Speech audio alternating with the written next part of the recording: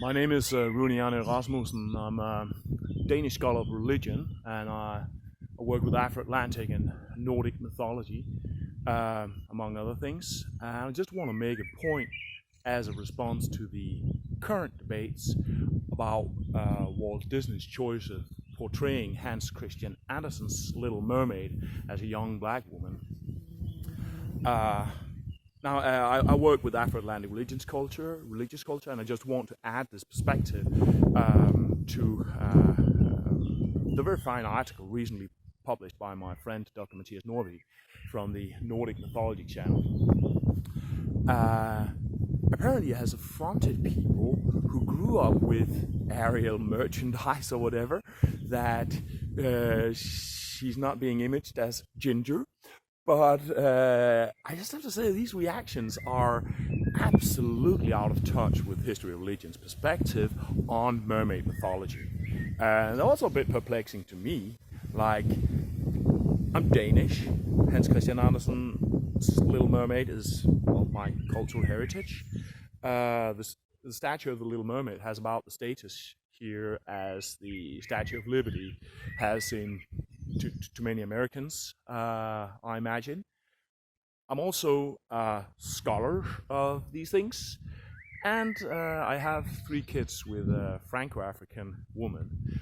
So this is a little bit like a response to all the people who can't feel that it's a problem for them that a young woman in my cultural heritage is being imaged with a person who looks like my daughter.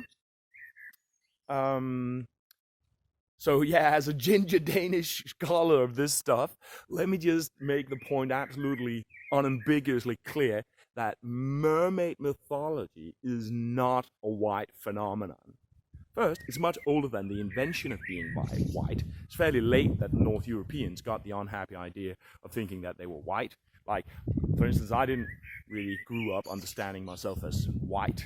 I only recently actually discovered or remembered that a childhood friend that I know actually isn't white.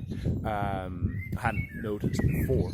And yeah, mermaid mythology is certainly found in Northern Europe, but the idea of water spirits is probably universal. And in fact, it is also very much specifically an African phenomenon. And not only is it an African phenomenon, it's a field of mythology where European and African mythologies historically interact and interplay and mix, right? So in the Atlantic encounter, ideas and imagery of mermaids and water spirits, they've flowed between Africans and Europeans. So mermaid mythology as a field is sort of diverse to begin with. There's a number of African sea goddesses that are imaged as mermaids. This is the case for goddesses such as Oshun and Yemansha and Mamiwata. They've typically been imaged as mermaids. And this also works the other way around, so that when in the contemporary Atlantic world, which Denmark is a part of, you find the Little Mermaid actually taking the role of these African water deities. So you have people giving flowers to Oshun at the actual statue of the Little Mermaid in Denmark, or you'll have a reproduction of the statue placed on a Santeria altar from Cubans living here and so on.